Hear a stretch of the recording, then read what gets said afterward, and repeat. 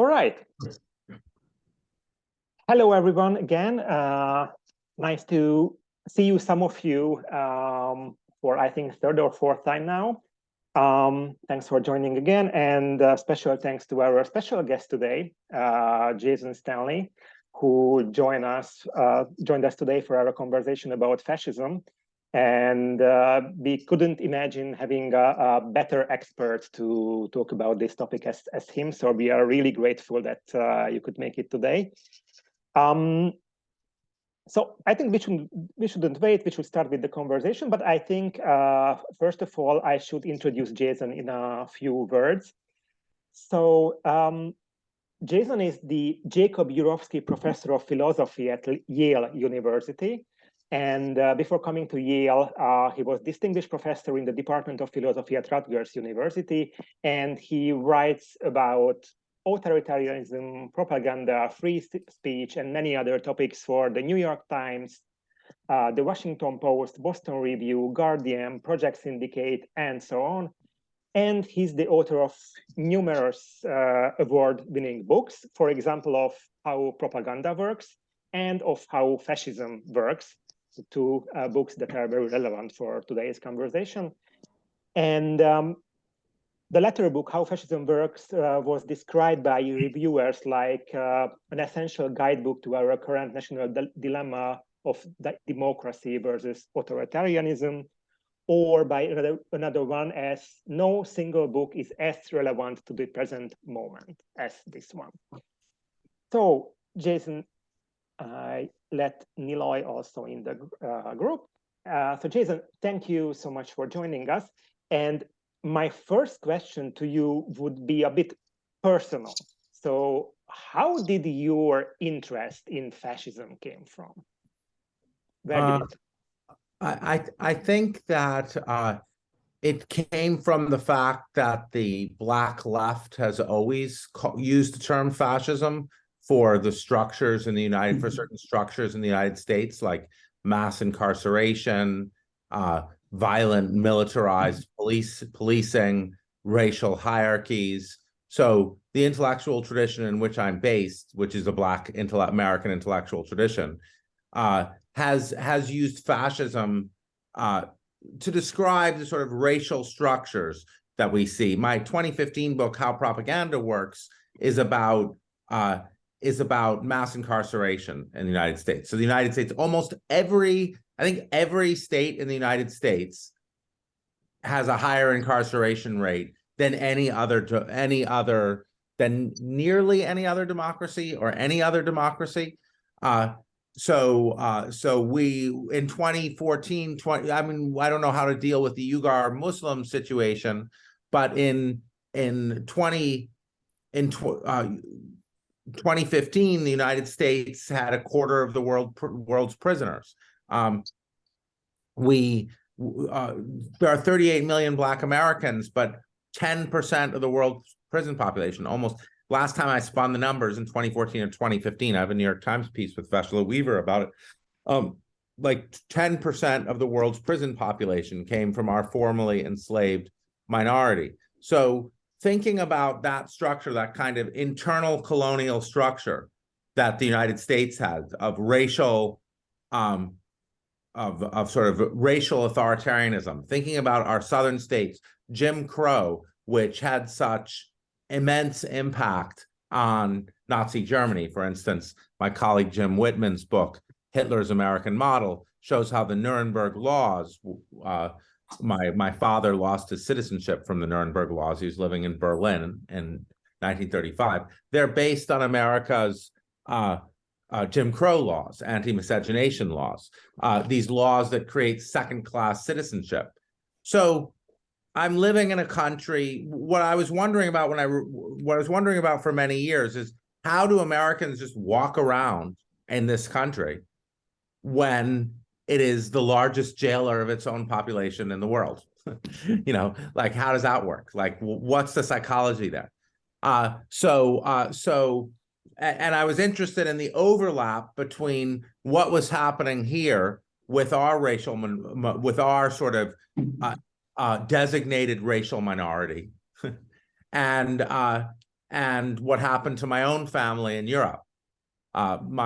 James Baldwin has an essay called "Negroes Are Anti-Semitic Because They're Anti-White," and he says, "You think that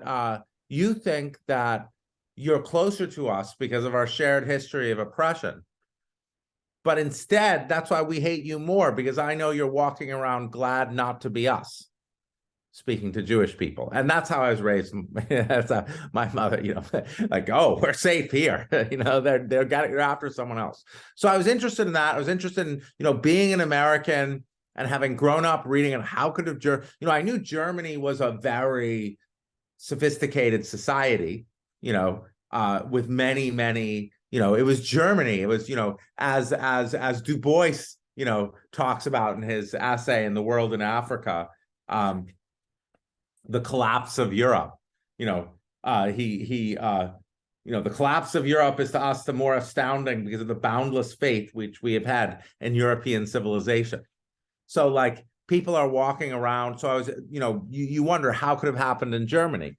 Well, in the United States, we allow the Iraq War, we allow the brutal colonization, we allow this brutal inequality, the prison system, the police system.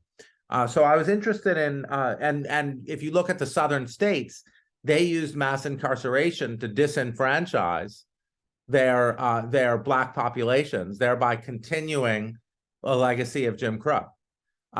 So it was not as extreme as it's not as extreme as Jim Crow. Some people can vote, but there's 1 million voters in Florida that are disenfranchised. Florida would vote Democrat. Would probably vote Democrat with those 1 million extra voters getting access to the ballot. So we have these structures. I'm interested in how can it happen? How can these things happen? Looking at my own country, I saw, how I had walked around, hey, the 90s are great, when the 90s crime was dropping, incarceration skyrocketing. So I'm interested in like, how can you let these things happen? And now as we watch, these are anti-democratic practices and structures, and there's always a fight between, the country to see whether the anti-democratic structures will win or the democratic ones. So that's how I got into it. Thank you. Before I would ask my second question, I would like to, call on the audience that whoever has a question, of course, feel free to raise your hands, and I will definitely give you the floor to ask the question from Jason, or to comment on what he says. But my second question to you is, we use very often the term fascism and fascist, and it is often applied to any kind of right-wing or far-right authoritarian movements. Or systems or ideas. And do you think that all of them can be considered fascist, or there are some common traits that can be applied to fascist movements? And I would like to challenge you also a little bit, so not only to think about contemporary political movements, but for example, pop culture, whatever you see. So if you can bring some example from pop culture, popular culture, that you can consider as a fascist movement or a fascist idea in a movie, would also be grateful, I think. Okay. Yeah, I don't really care I think fascist is a slippery concept and a slippery term. When I wrote my book, How Fascism Works, I was like, here's a structure that you're seeing. It's a structure that is a right-wing anti-democratic form. I can march you through this book, Mein Kampf, chapter by chapter, and explain how it overlaps. But whether, people are speaking German or not, or, like Ivan Krastev is like, it's not fascism what's happening now, because they're not trying to create the new man.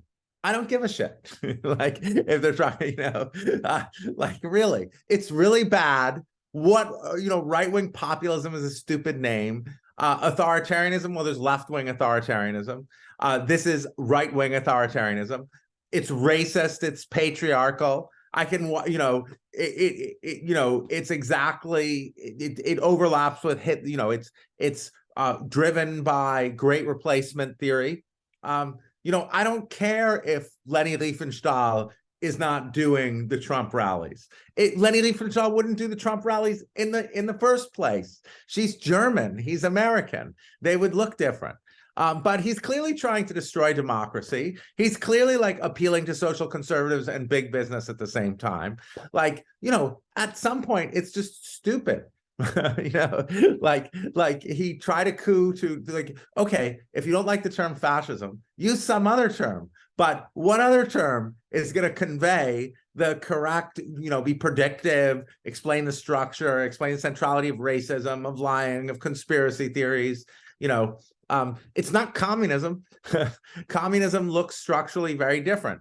Communism, women tended to be happy under communism. The East German women had more orgasms, according to communism was an authoritarian structure that looked towards a future, that looked towards a utopian future, that talked about now I'm getting into, obviously communism, it looks very different from what we're looking at now in say Hungary, the United States. We're looking for the Nazi propaganda, a huge oh my God, I'm just blanking on his name, even though I've been talking, the head of the Institute for Sexuelle Wissenschaft in Berlin. Hold on, stay here. Magnus Hirschfeld, right? I don't need to look it up. Magnus Hirschfeld. Magnus Hirschfeld was a huge target of Nazi propaganda from 1928 to 1932. Who's Magnus Hirschfeld? He was a gay Jew who ran the Institute for Sexuelle Wissenschaft in Berlin. It was all about gender fluidity. This the Nazis took as incredibly offensive. Now people will come back and say, but there were gay Nazis until 1934. And then the response is, being a masculine gay man is not a challenging gender hierarchies. And then they killed them all. So the structures, the attack on transgender, the defense of rigid gender hierarchies. So, you can do a billion arguments to tie together, the second Ku Klux Klan is ideologically very hard to distinguish from the Nazis. And obviously we're seeing a resurgence of lost cause ideology. Different forms of fascism were to different degrees intermingled with Christianity. So it's no surprise that American fascism is intermingled with Christianity. The Eastern European forms of fascism were deeply intermingled with Christianity. The Romanian fascism was indistinguishable from Christianity. It was just, presented as the true form of Christianity. But Brazilian fascism was presented as integralism, the true form of Catholicism. Russian fascism has always been intermingled with the Russian Orthodox Church. So you could spend a million years talking about how this aspect of Italian fascism slightly differed from, but scholars if you take fascism as a global concept, there's also all sorts of then you have to have a more expansive notion to incorporate different movements that self-identified as fascist. But also, who cares? Because what we care about is democracy, and so we need a label. We need some concept. I honestly didn't think I would have to spend 5 years talking about the term fascism. I thought that instead people would say, okay, there's a thing we can recognize. It makes sense that Trump and Bolsonaro and Le Pen and Putin and Modi and Netanyahu are also all hanging out and making money off each other. That makes sense. So that's what I was trying to explain. That's what I think we should focus on. We need to understand now. I think the fascism literature, in fact, really helps you there, because it tells you that fascism wins when big business interests and social conservatives both vote for an anti-democratic leader. You know.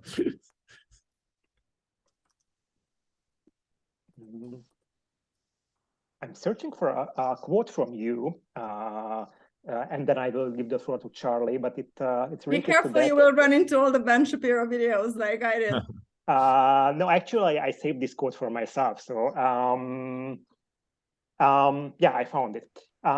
You wrote it in your op-ed in Project Syndicate 2 weeks ago, I think, that and it connects to it's connected to what you said in your last sentence. So for a fascist party to triumph, voters merely have to be persuaded that democracy is no longer serving their interests.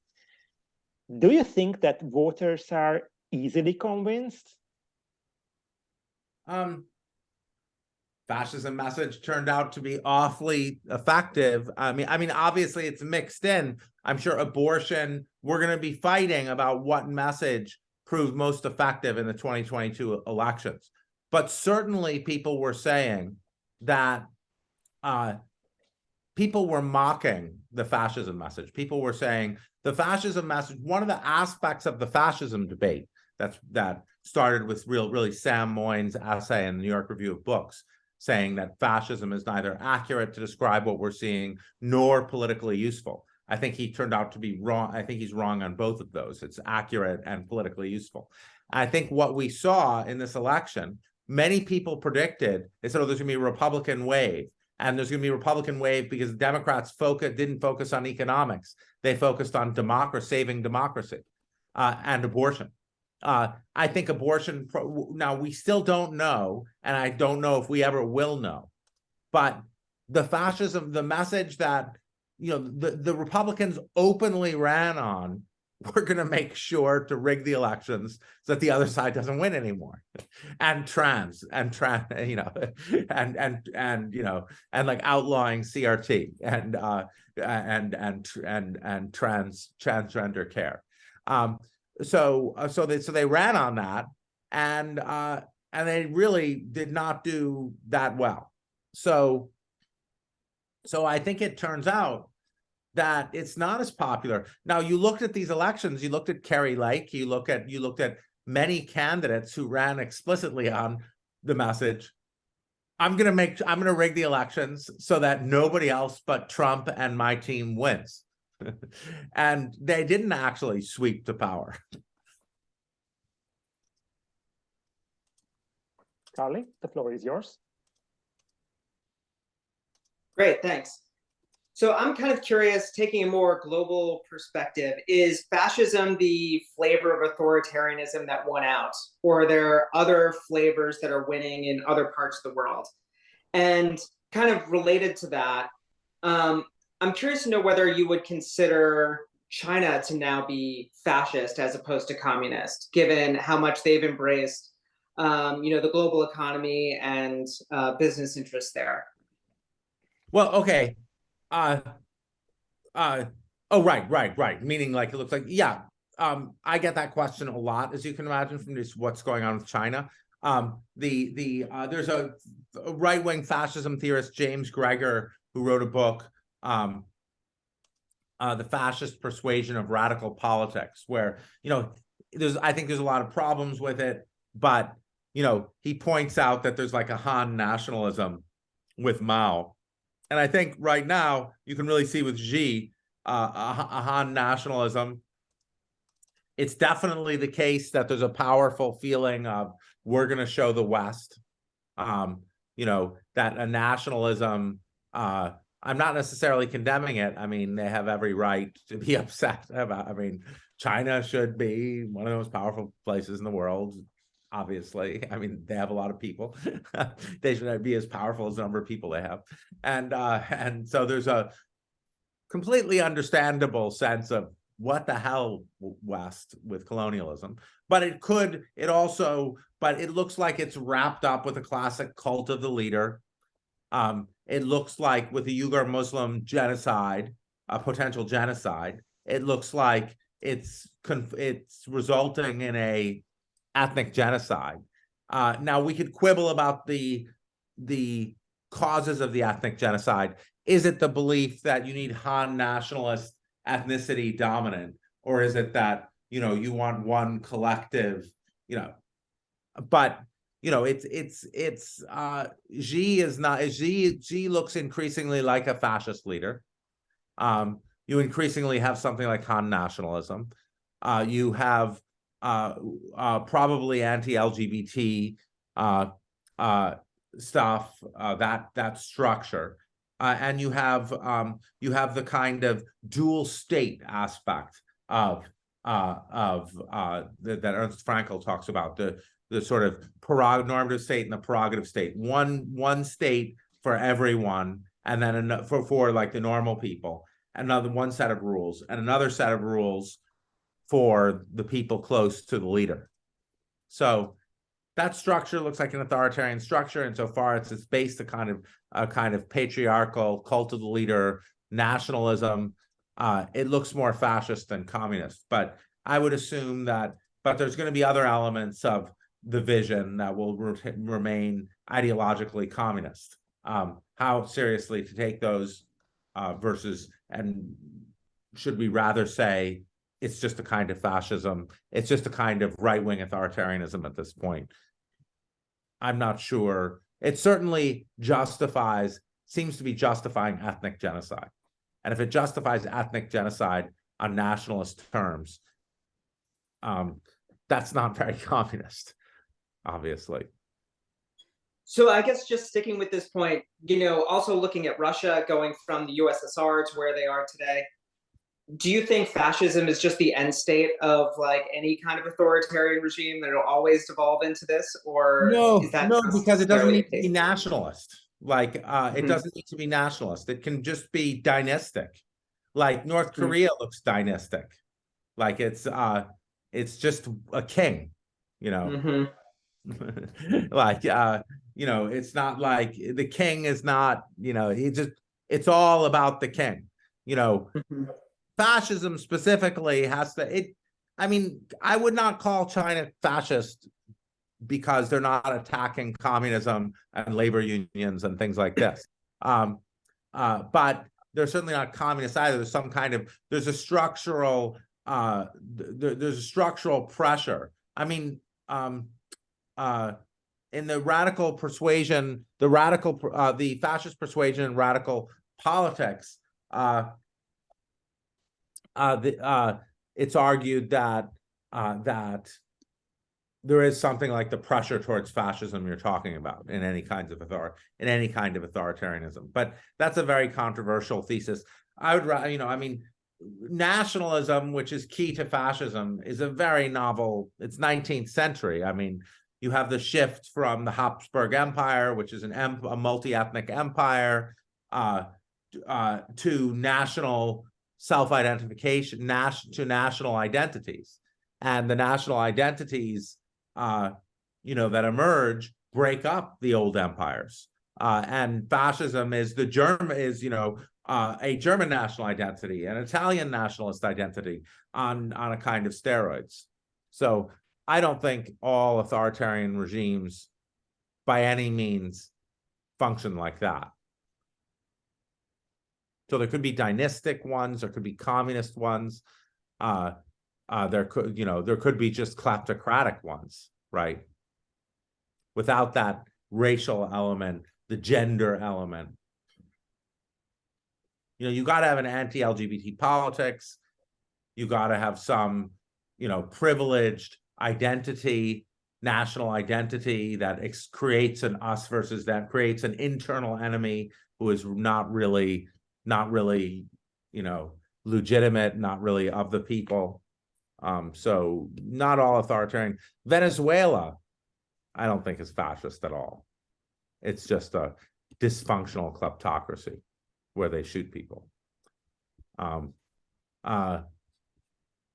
Myanmar, trickier case because they did do the genocide of the Rohingya, but complicated. But that's comparative politics. That's when I give talk. Why? When I've been lecturing on this stuff, a quarter of my audience are in comparative politics. And I'm like, why is this? It just turns out that that's this kind of discourse that we're having is what you do in comparative politics.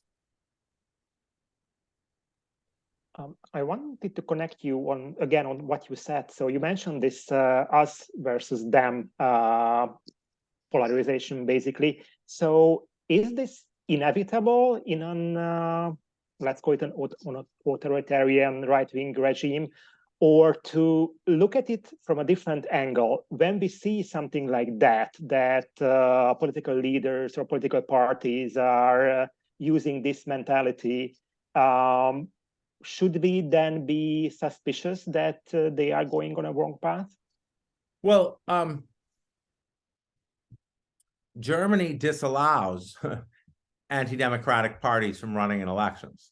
So you can't run an election saying, I'm going to make sure only my party will win the election. So, you know, Shadi Hamid, I've seen various videos of him saying like, oh, well, you just have to let the illiberals win and then end democracy or whatever. I just don't even get that. But something like, I mean, what the Republicans have done here of promising they're going to end democracy seems bizarre, like a bizarre electoral tactic and something we probably shouldn't allow. But there are but you can't ban parties easily because you've got to make sure that they're respecting. You know, if social conservatives, there needs to be a social conservative party.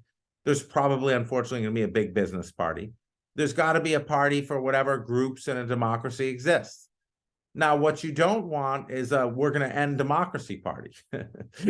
That's where things get tricky. We're going to smash the free press. We're going to, you know, now I think what you're asking is, you know, when you see people grouping, when you see leaders engage in, say, political strategies like, say, Viktor Orban did, or Putin or Trump, or, you know, there are differences here because the situations are different on the ground. But oh God, but will you suspect that they will end up anti-democratic, trying to pull a coup? Well, one thing that was good about my analysis and the analysis of people like me who called Trump a fascist is we were like, oh yeah, he's going to try to stay in power. Remember all the ridiculous bullshit about take him seriously, but not literally?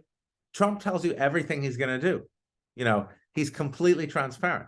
And it was absolutely nuts that people were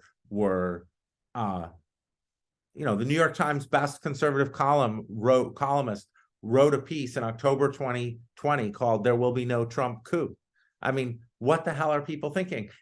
If you listen to his rallies, he just told you what he was going to do. He wasn't going to leave power. He was going to win on election day using COVID denialism, so his voters would show up and the others wouldn't.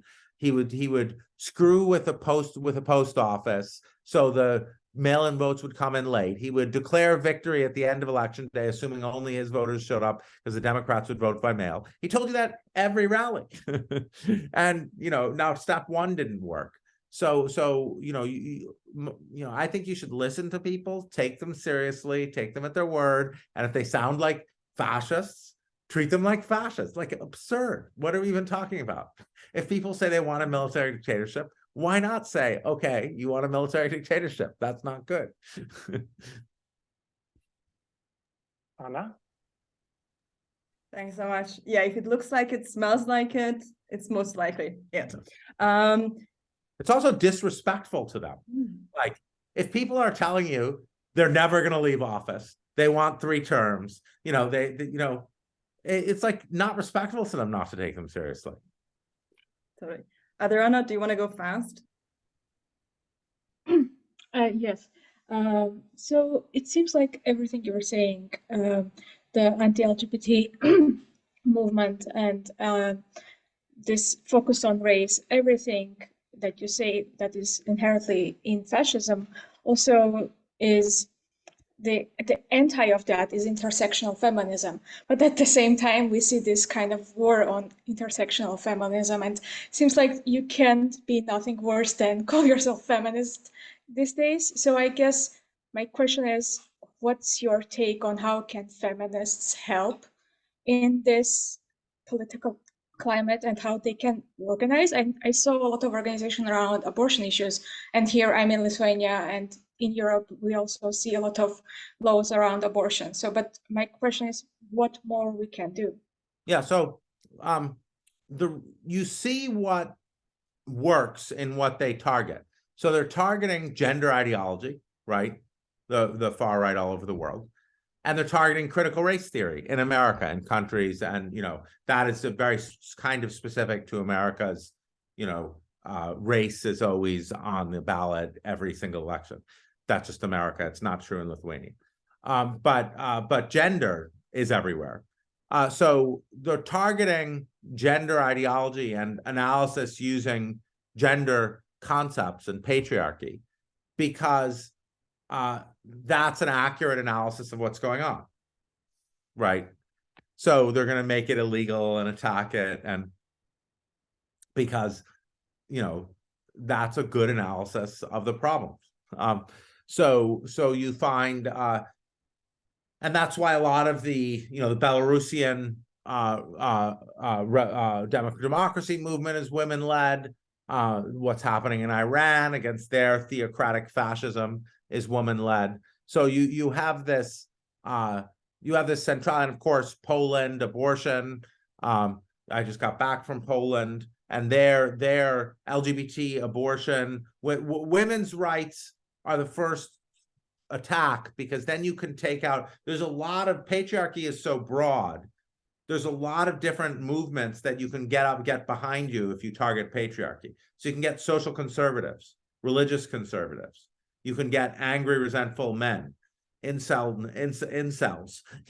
You can get a range of people just who hate women's equality, which I don't need to tell you is a large group of people. And you can get them all on your side. And you say, I'm going to deliver on the patriarchy agenda, which is a lot of different groups, many of which aren't fascists. So feminism, we need the feminist analysis. We need, certainly we need the concepts of critical race theory that include intersectionality to understand what's going on, to understand why white women are voting for Trump, because whiteness is a powerful drug. We need to understand these, we need to understand the post-colonial concepts to understand the Ukraine situation. We have to understand Russia's actions and Russia's ideology. It's a colonial ideology. That's why they want to impose on neighboring states. So we need those concepts. We need. It's no accident that these movements for democracy are women-led, and there's no accident in America that they're often black-led. So, and as a result, they're going to be hunting for women's rights activists, feminists, etc. Did that make sense, Anna? Yeah, thank you. I'm not going.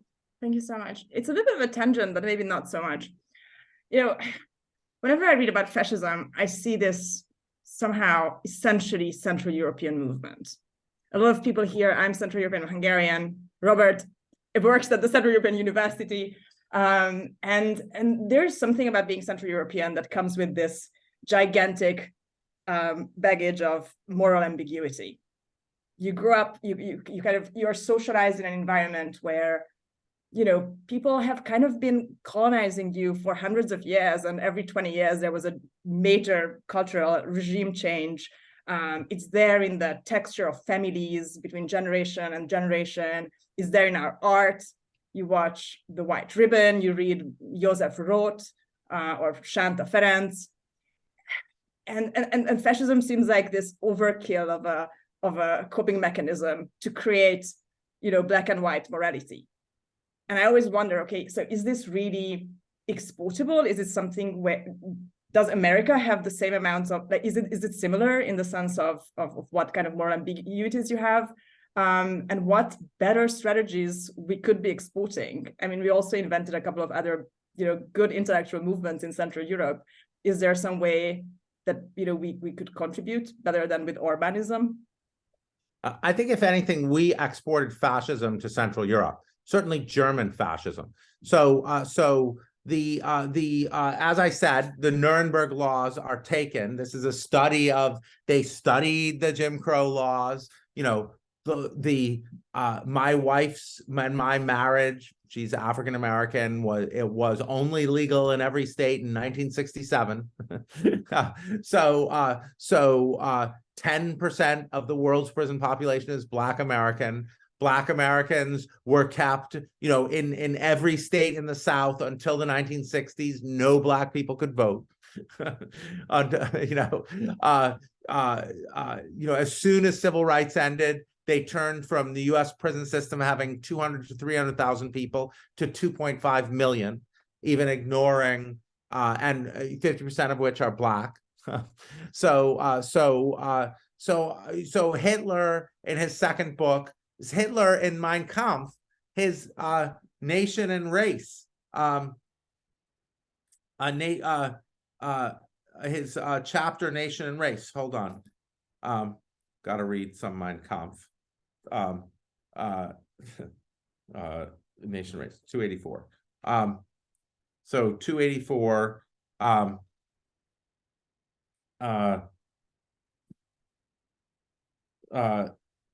He's well,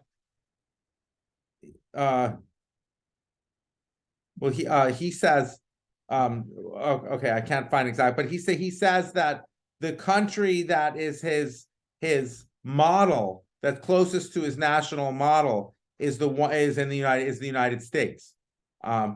So that United States is a racial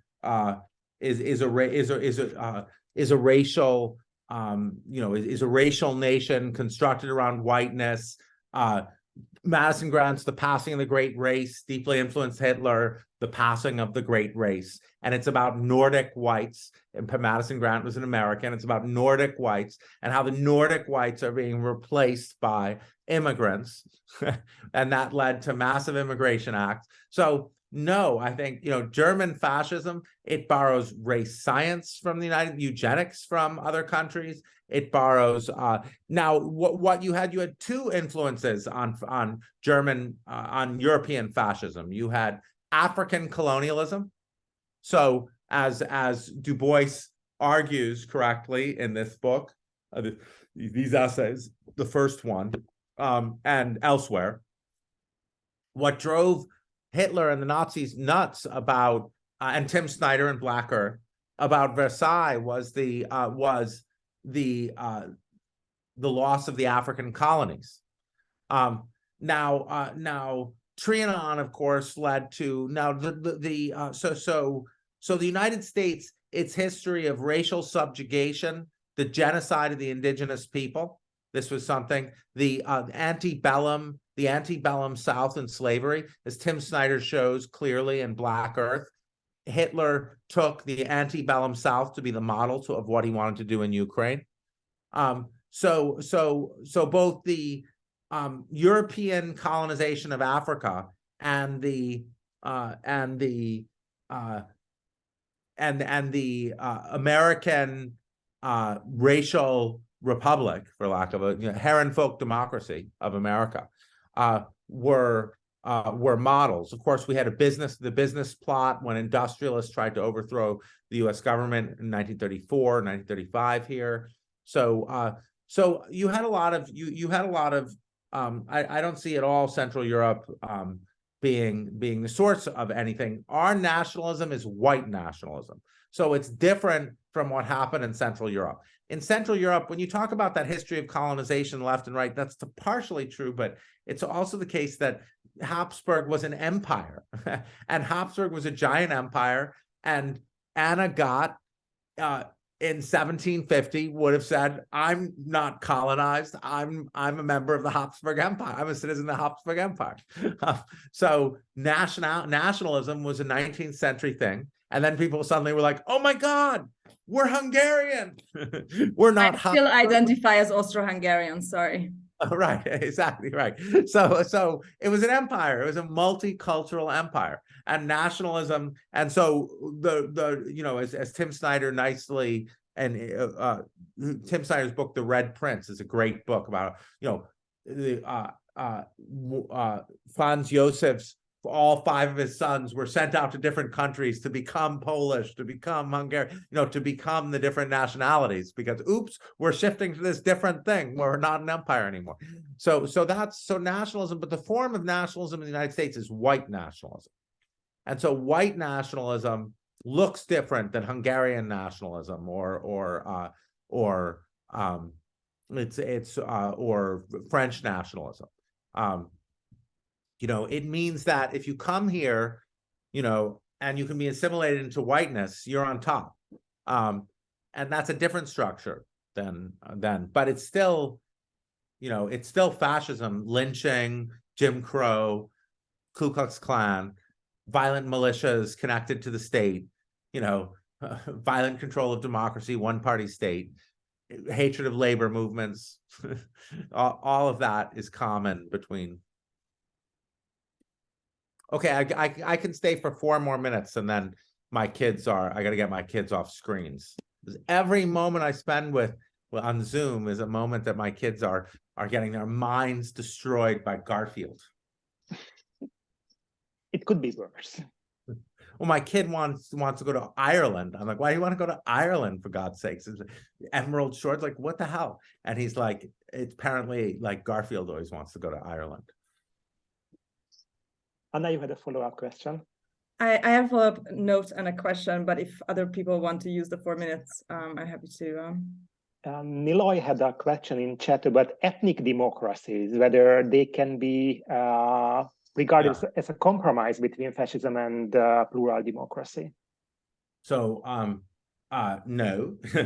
One way of saying democracy is multiracial democracy. Multiracial democracy is Heron folk democracies.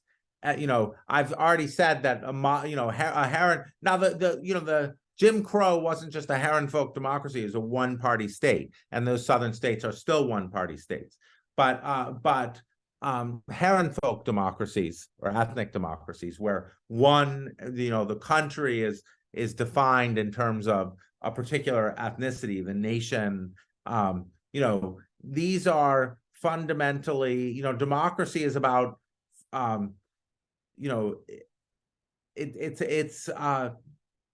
if you get some people not of that ethnicity, suddenly you're going to see it's not a democracy.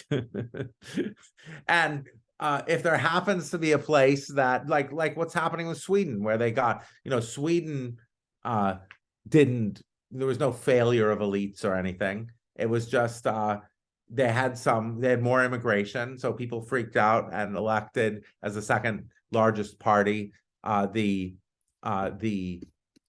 Sweden Democrats, the sort of descendants of the Swedish Nazi Party. So thank you, Peter. So ethnic democracies, there's a kind of justification for white nationalism or ethno-nationalism, saying, no, it's not anti-democratic. We just all live in our own nations. Well, first of all, nation's a very new concept, 19th century concept. It's, there's tribe, but, things were mainly multi-tribal, multilingual for the 19th century. So this giving things to national identities is weird. I mean, Japan might be an example of sort of, I don't know enough Japanese imperial history to answer this, but you're going to need violence to move the people, to control the people who aren't of that ethnicity. And you're going to need to treat them violently to remove them. And so this idea, so obviously that's what's happening in Israel. So there's nothing democratic in Israel about the treatment of the Palestinian minority. Indeed, they are second-class citizens at best. So there's nothing democratic there. And to pretend away the members of the democracy who are there, there's nothing democratic about that. Those are Herrenfolk democracies. They're not compromises. They're on the way to fascism. Okay, I better go. Thank you so much, everyone. That was good. Thank you so much for joining us, Jason, and have fun with the kids. Thank you.